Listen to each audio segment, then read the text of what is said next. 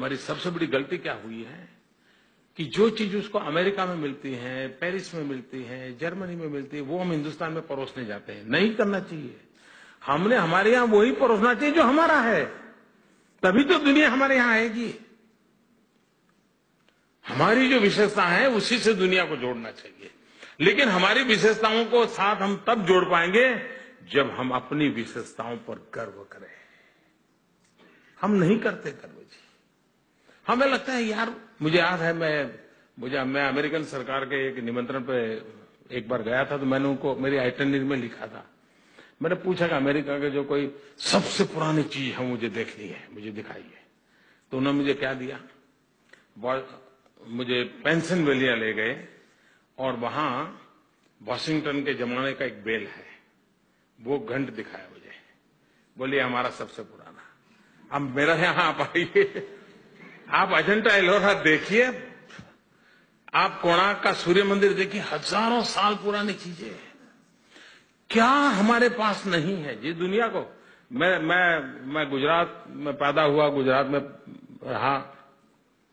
वहां एक डॉक्टर हरिभाई गोदानी करके थे, स्वयं तो प्रोफेशनली डॉक्टर थे, लेकिन आर्कियोलॉजी में उनकी बड़ी रुचि थी।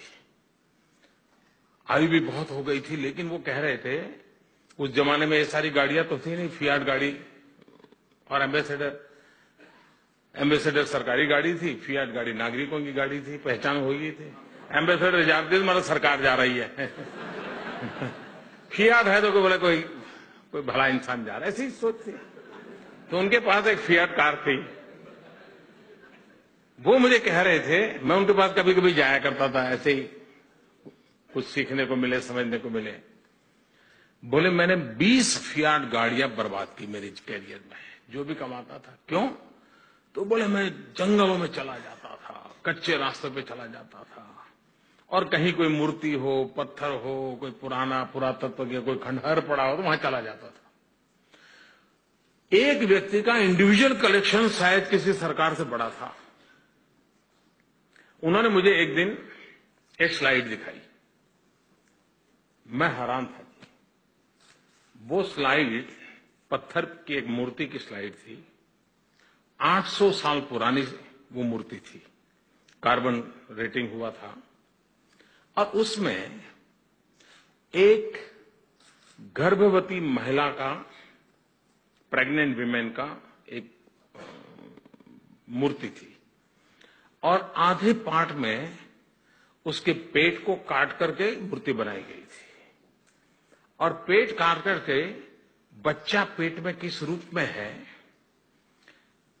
चमड़ी के कितने लेयर्स हैं, वो सारा पत्थर पर अंकित था।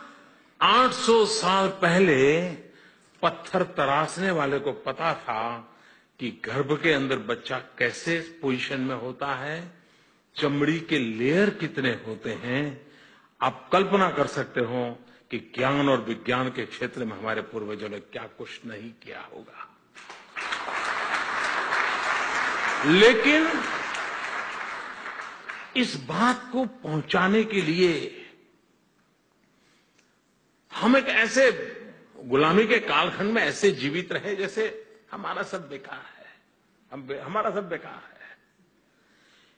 जब तक हम ये मानसिकता नहीं बदलेंगे, हम हमारे टूरिज्म को बढ़ावा नहीं दे सकते। हमारे पास है, उसके प्रति हमारा गर्व होना चाहिए, अभिमान होना चाहिए। एक बार ये होगा तो फिर चीजें चलेगी। अब आप देखिए, मैं गुजरात का हूं इसलिए मुझे वहां का बात याद आना स्वाभाविक है। लोथल, अहमदाबाद से 80 किलोमीटर दूर एक जगह है लोथल। आपने शायद पढ़ा होगा, याद होगा थोड़ा बहुत। कभी आज जाकर के गुरु को पूछ लीजिए, वो बता देगा। 5000 साल पुराना पोर्ट, 5000 साल, और आर्कियोलॉजी, एक्सकेवेशन हुआ, सारी चीजें निकली। और वो कहते हैं कि 84 कंट्रीज उसके झंडे वहां लहराते थे। मतलब 84 कंट्रीज के साथ 5000 साल पहले उसका व्यापार था।